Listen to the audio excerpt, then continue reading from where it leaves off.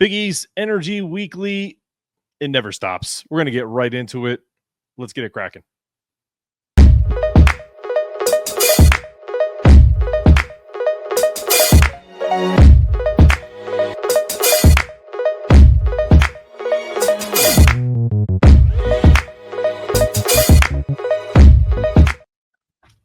Welcome to Big East Energy Weekly. Oh, sorry, guys. I my bad. I didn't realize we were starting already. I was just catching up on some reading. One of my favorite books, One and Fun by Aaron Torres. So, look at that! Apologize. Wow. Right? Sorry, At. He's muted.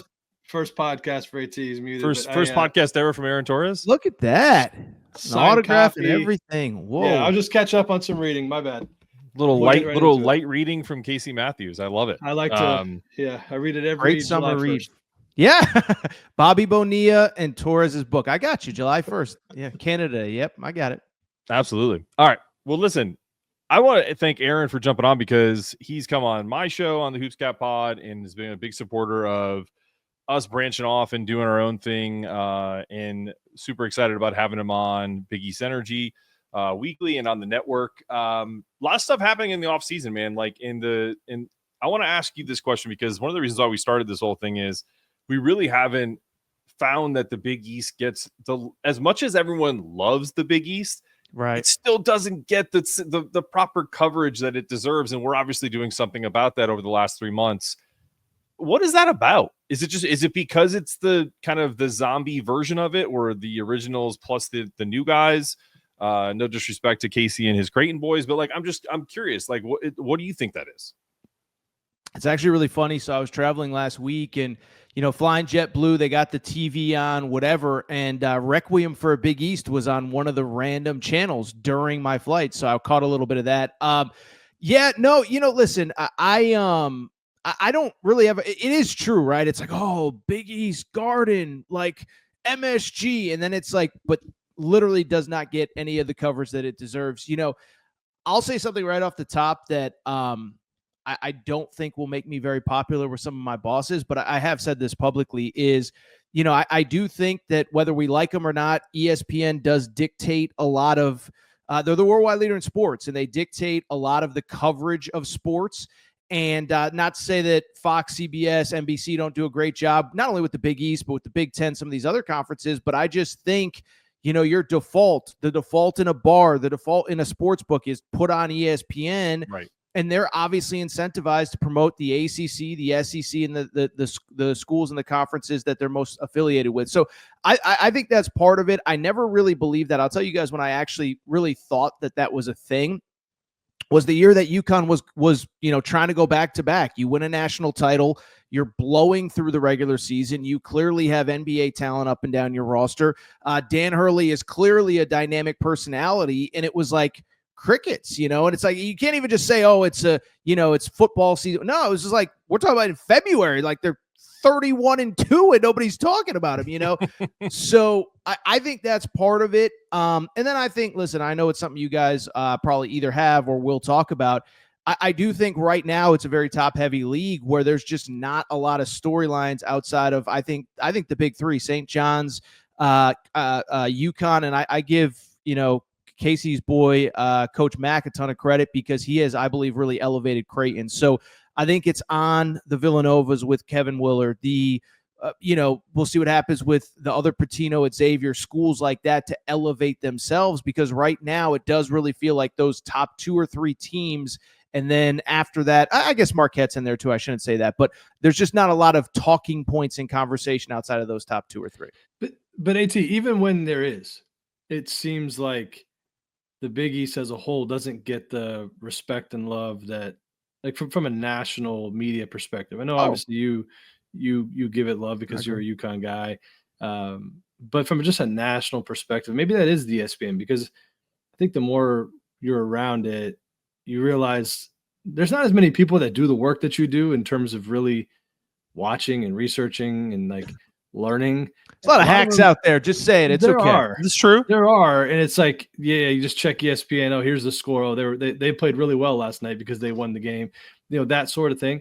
But it seems like, just in terms of basketball, like the league just deserves it more. Like in some of these teams, I think I feel like you get discredited almost when you get to March, because there are sometimes where you're in the Big Real East. Quick, let's just go back to 2 years ago, 2024, when they get 3 teams in the NCAA tournament. And it's like, I don't remember all the metrics off the top of my head, but it was like, what are we doing? Seton Hall, and, you feel so bad for Shaheen Holloway with the way kind of the sport has broken, kind of against him, because he's clearly a good coach.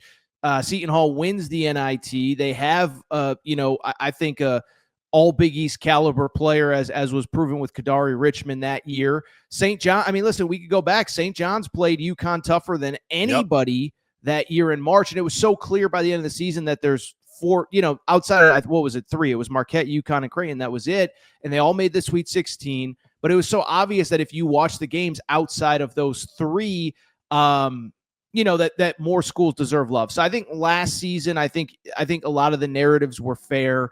But I do think that there is something to the media coverage.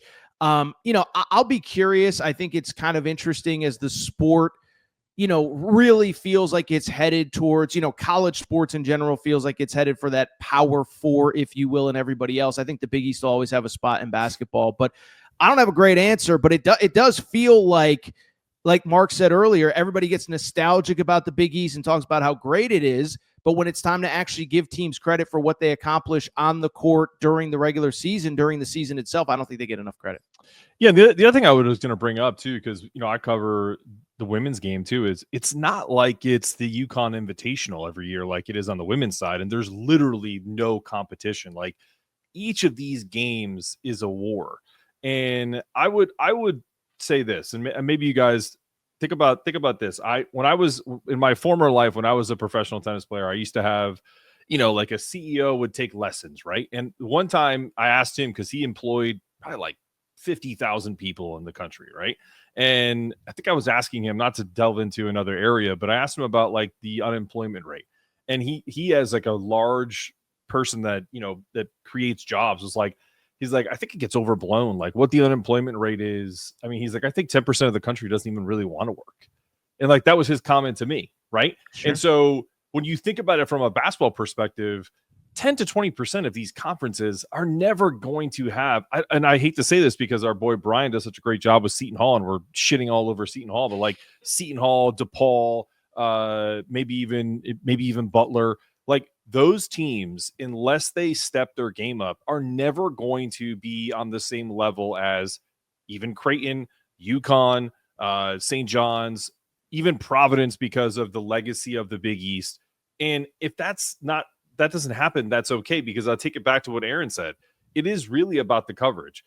Because let's face it, the ACC was atrocious last year, but Duke carries the water and gets them at least to a Final Four, the same way a couple years ago when UConn won it, you had 3 teams in the Sweet 16. So I don't care that we don't get 8 teams in the Big East with an 11-team conference, but I do think we need to at least get half of the conference in this season to validate where the expectations are going in the future.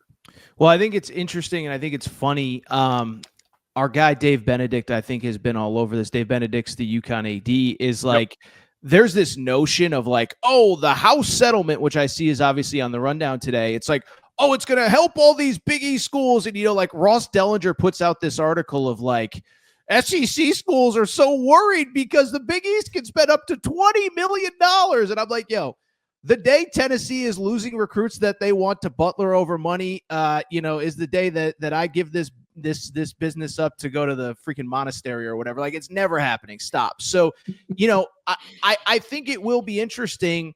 And this is like a bigger picture thing is, listen, I think UConn will always be, I'm not trying to be arrogant, but I think because of the way things are set up there, state school, whatever, I think UConn's always going to be competitive.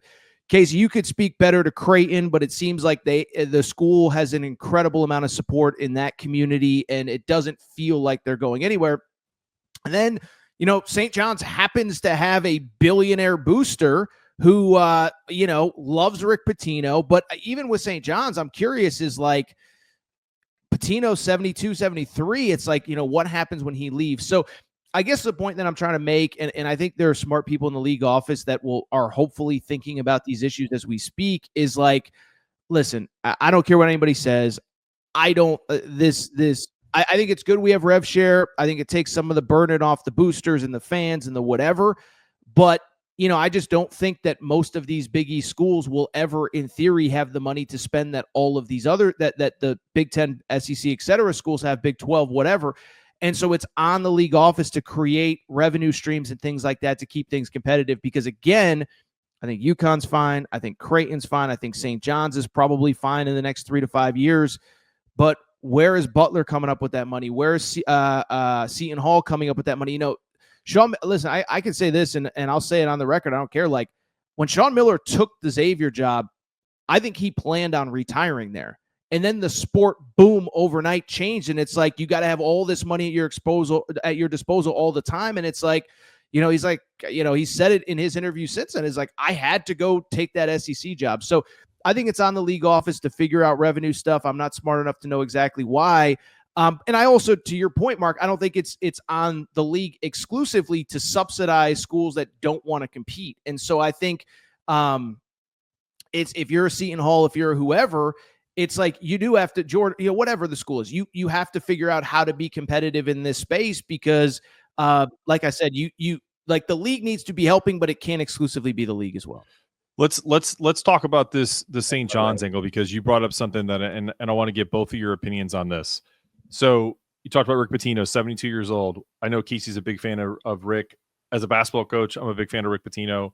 I think he's fantastic in the press conferences and obviously does a great job with his coaching career. And he's got, what's the guy? Vitamin Water. That's, I can't, Mike something. I can't think of his last name. Rispoli, who's the billionaire. So here's my question to you, both of you. Let's say how long? Well, two questions. One, how long does Rick Pitino last at St. John's? Two, do they win a national title? And last question, if they don't win a national title, when he retires, does Mike continue to give the money that he's giving to St. John's because of his relationship with Pitino? So is this just like a window? You know how like NBA franchises, NFL franchises have like a window because they either have a rookie quarterback and they can pay other people? Is St. John's in that kind of like rookie quarterback window where they have this billionaire fitting the bill, getting whoever they want, at least offering? And does that have a shelf life?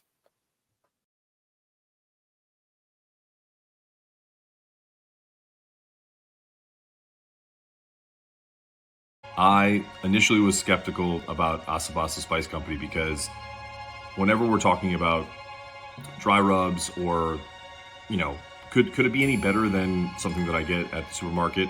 And the answer is undoubtedly yes. My wife was cooking in the kitchen, just doing some baked chicken, and she went into our pantry unbeknownst to me and was like, didn't say anything, but she's, I'm going to try the seasoning that we got from Asabasa. And in that moment, she went and looked at the signature chicken seasoning. Put it on the chicken, let it sit for a little bit. For convenience purposes, sometimes we don't use the outdoor grill. We will, throw some chicken thighs or some baked chicken in the oven or pan fry it, and it was phenomenal. And I wasn't the first one to try it. My wife was. And that to me is why you need to try this. People are skeptical. Just try it. You get 15% off. Use the code big flavor 15. It's literally that simple. Check it out, asabasaspice.com. Code word big flavor 15 for.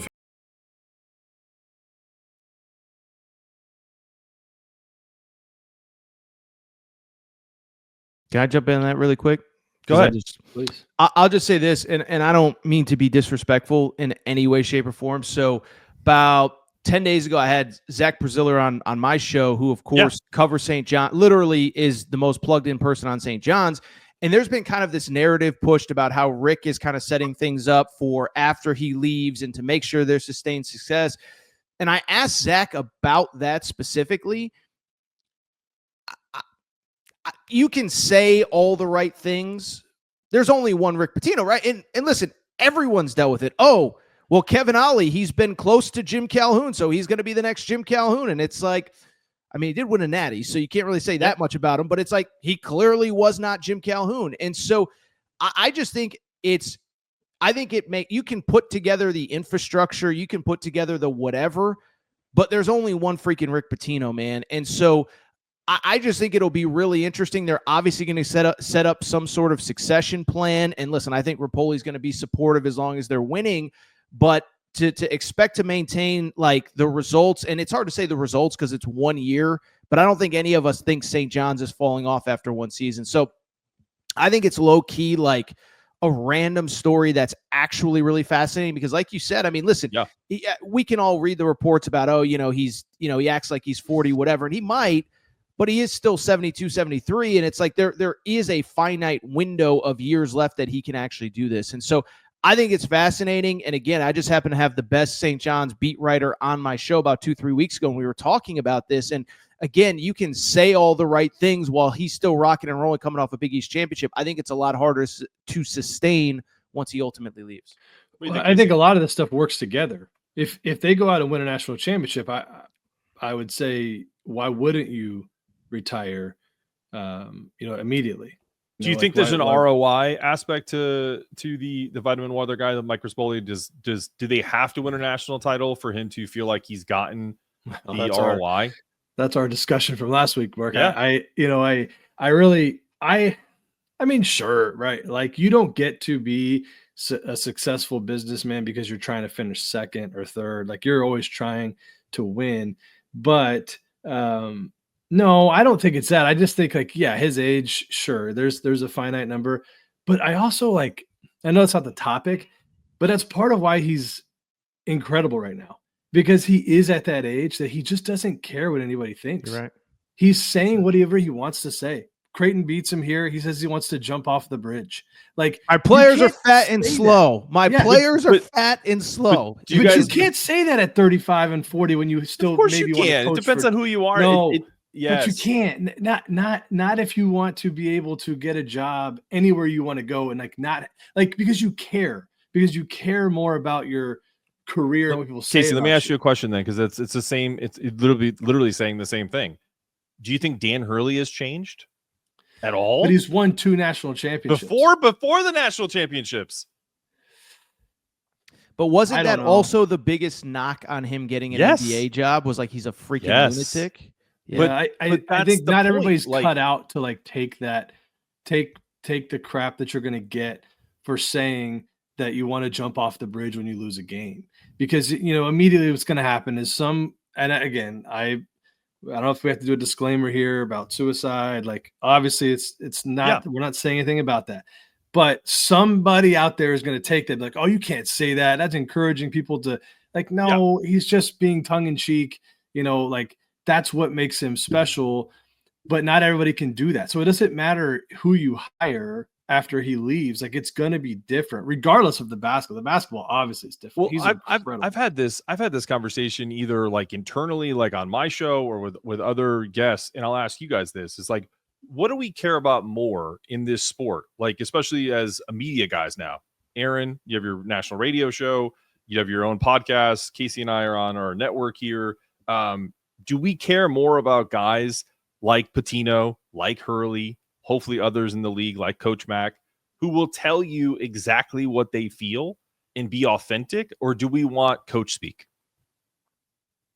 I want authenticity, and to a 1,000 degree. You can't criticize it when you get it. And I'm not saying you guys do. Yeah. I'm saying that's the reason we don't get it is because everybody in our business says that that's what they want, and then they get it, but then they get pissed off. Yeah, it's so funny. I actually, hate to keep plugging my own show here, but it's what I do.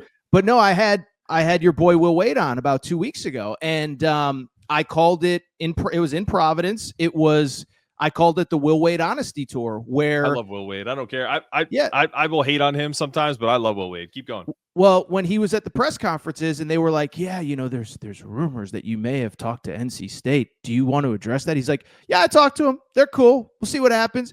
And then my favorite was after the game, he said something to the effect of like, listen, this is great for our school and great for our pro. He goes, it's great for our players too. It's like they got coaches sliding in their DMs right now.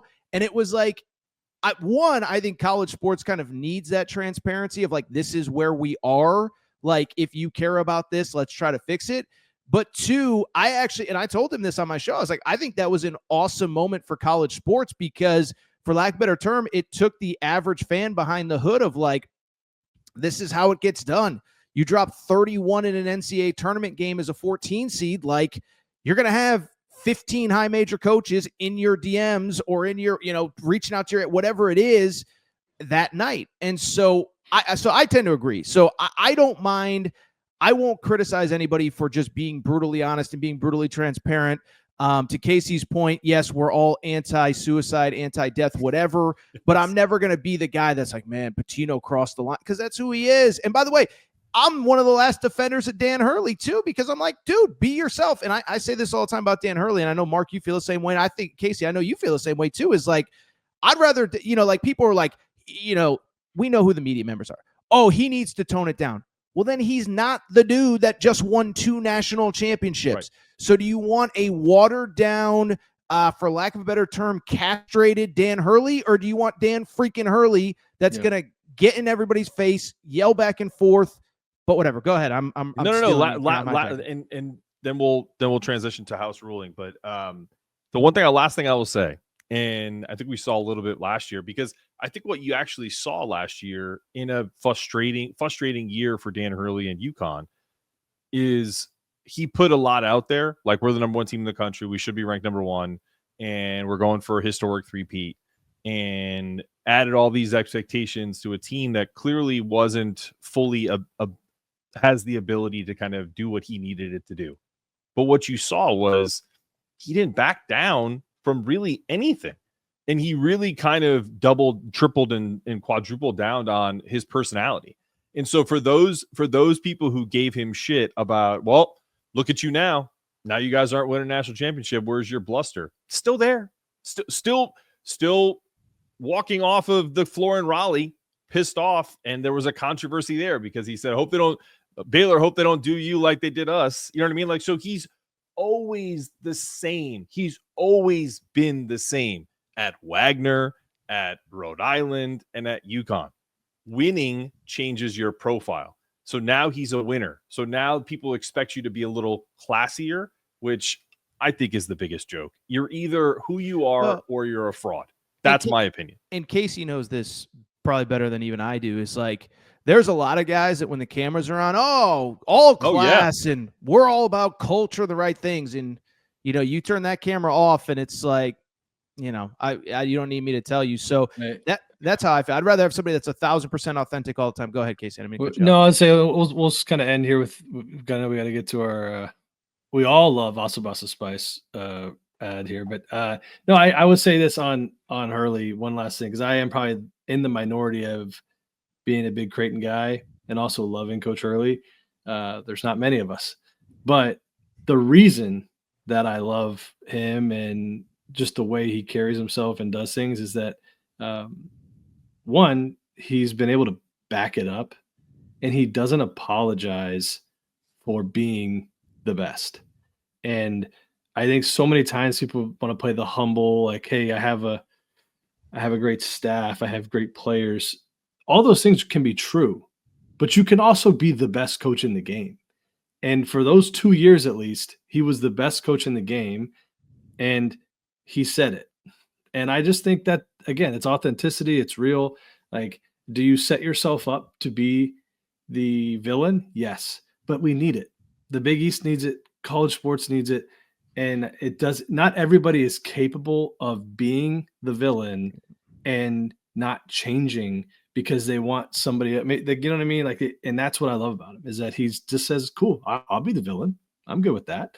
And I'm not saying we necessarily need a lot of them, because then I think it waters it down and becomes a show, but I like having him in the Big East. I'll tell you that. But really quick, like you said, he's authentic about it. And I don't think there's a lot of guys that are built like that. I think guys either want to stay in the shadows, or they want to be well-liked, or they want to be whatever. So I agree that he is one that I think he very comfortably lives in. He's comfortable in that skin. Before we get to the next segment, I've had 2 guests on that describe Dan Hurley this way. Jeremy Schaap described him as the guy who wants to have his name called out by Bruce Buffer in UFC, like Dan Hurley from Jersey City, New Jersey, out of the red corner, and then have him like sprint out and like tackle Coach Dick McDermott against Creighton. Like that's who Dan Hurley is, and that's how he's always been. And to your guys' point, and then the last person is I had Dan Dockich from Outkick on. I know Aaron, you've talked to him in the past, and harassing me to go on his show tomorrow. Yeah, Coach, I chose you guys over him, but anyway, I appreciate it. The thing about Dockich is, he's said a lot of crazy stuff over his life, and he's unapologetic about it. So there's a great opportunity to just like talk to someone who played under Bobby Knight, and I asked him about that because one of the things that Coach Hurley talked about was the camera's always on him, and that's the one thing that he criticized Hurley about is like he needs to just know, like the camera's always going to be on him. It was always on Coach Knight. He's like, when I was on the bench, there was a camera, the red light was posted on us because they were trying to catch shit that Bob Knight said, because he was the star. He's the star. And so I don't care if Thad Matta goes insane in a Butler game. No one's going to care. They're going to care if Dan Hurley rolls on the ground because he's the guy. He is the all-star of the Big East coaches. No disrespect to Rick, no disrespect to Coach Mack or anybody else, but he's the guy. And so until someone actually wins a national title outside of them, that's what people want, and that's what they're going to get. All right, I've had enough UConn talk. There's more coming. Don't worry. Tease. My stomach. Hey, we're going to talk right after the break.